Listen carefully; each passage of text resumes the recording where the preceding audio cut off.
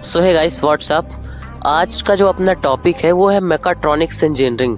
Mechatronics engineering जो है वो अभी एक नई ब्रांच आई हुई है। जैसा कि आप लोगों ने सुना होगा कि जैसे एक टाइम पे जैसे इलेक्ट्रॉनिक्स से मिक्स होकर बनी थी electronics and communication and electronics and telecommunication. जैसे अपनी सबसे पुरानी ब्रांच क्या है, इलेक्ट्रिकल, तो उसी से मिक्स करके बनी हुई थी। 3-4 ब्रांचेस का मिक्सअप है। जैसे मैकेनिकल इंजीनियरिंग हो गया, इलेक्ट्रॉनिक्स, ये तो मेन हो गया। अब इसको ऑपरेटिंग करने के लिए, सॉफ्टवेयर के लिए कंप्यूटर साइंस भी इसमें इन्वॉल्व है, और as a control system engineering जो कि इलेक्ट्रॉनिक्स के अंतर्गत ही आता है, वो भी मिक्स। क्या होता है कि आपको कुछ जो सब्जेक्ट्स होती हैं वो इलेक्ट्रॉनिक्स की पढ़ाई जाती हैं, और कुछ सब्जेक्ट्स जो होती हैं आपको मैकेनिक्स की पढ़ाई जाती हैं। जैसे मैं आपको कुछ सब्जेक्ट्स का नाम बताऊं तो जैसे एग्जांपल इंजीनियरिंग मैकेनिक्स हो गई, थर्मोडायनेमिक्स हो गई, पावर मैकेनिक्स हो गई, और आपकी फ्लूइड मैकेनिक्स हो गई। इलेक्ट्रॉनिक्स में देखा जाए तो डिजिटल सिस्टम्स हो गए, पीएलसी हो गए, programmable logic controller, micro processor and micro controller. तो जो अपना माइक्रो प्रोसेसर होता है क्या करता है कि जनरल पर्पस के लिए यूज होता है। एग्जाम्पल जैसे आपका मोबाइल हो गया। जो अपना माइक्रो कंट्रोलर होता है वो यूज होता है एक specific task, just like your fridge, AC, उसमें जो ऑटोमेटिक टेम्परेचर कंट्रोल वगैरह रहता है वो, और जो आपका टॉयज वगैरह रहता है वो सब माइक्रो कंट्रोलर से ही कंट्रोल किया जाता है। आप लोग ये सोच रहे होंगे कि आखिर ये ब्रांच बनाई क्यों गई। अब जैसे एग्जांपल आप लोगों ने इंडस्ट्री विजिट किया हो गया इंटर्नशिप में, तो या फिर आप 12th में होंगे, अभी मेरे को पता है तो आपको इतना जानकारी नहीं होगी। आप कोई ना कोई फैक्ट्री वगैरह तो विजिट किए ही होंगे। तो उसमें जो सीएनसी मशीन होता है, सीएनसी मशीन का फुल फॉर्म क्या होता है, कंप्यूटर न्यूमेरिक कंट्रोल। अब इसमें सीएनसी मशीन का यूज़ हम किस लिए करते हैं, किसी भी चीज़ को, जैसे इंडस्ट्री में अगर मान लो कोई इंडस्ट्री है वो क्या करती है, कोई लोहे के बर्तन बनाती है। अब लोहे का जो लोहे को काटना हुआ, और लोहे को जैसे पिघला हुआ लोहा है उसको आकार में ढालना हुआ, उसके छोटे छोटे पार्ट्स करना हुआ, उसकी फिनिशिंग करना हुआ, तो हम सीएनसी मशीन के थ्रू ही करते हैं। अब जो अपना सीएनसी मशीन होता है, अब उसमें क्या हम ये थोड़ी ना बोल सकते हैं कि इसका जो मेंटेनेंस है या फिर ये जो मशीन बनी है, मैकेनिकल इंजीनियरिंग वाले ही इंजीनियर्स मिलके क्या इसमें बना सकते हैं।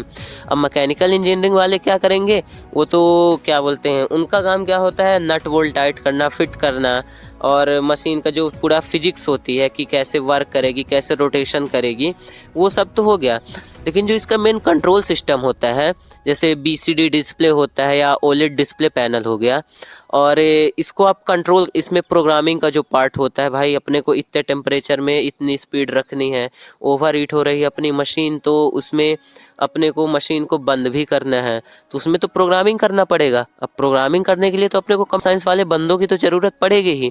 अब भाई जब सॉफ्टवेयर की बात आ ही गई है तो भाई अब सॉफ्टवेयर आप किस में प्रोग्राम करोगे, micro controller and micro processors में। अब जब micro controller and micro processor use करोगे तो उसमें आपको मेमोरी की भी ज़रूरत पड़ेगी। मेमोरी के साथ आप पीसीबी बोर्ड्स, मदर बोर्ड्स, इनकी भी ज़रूरत पड़ेगी।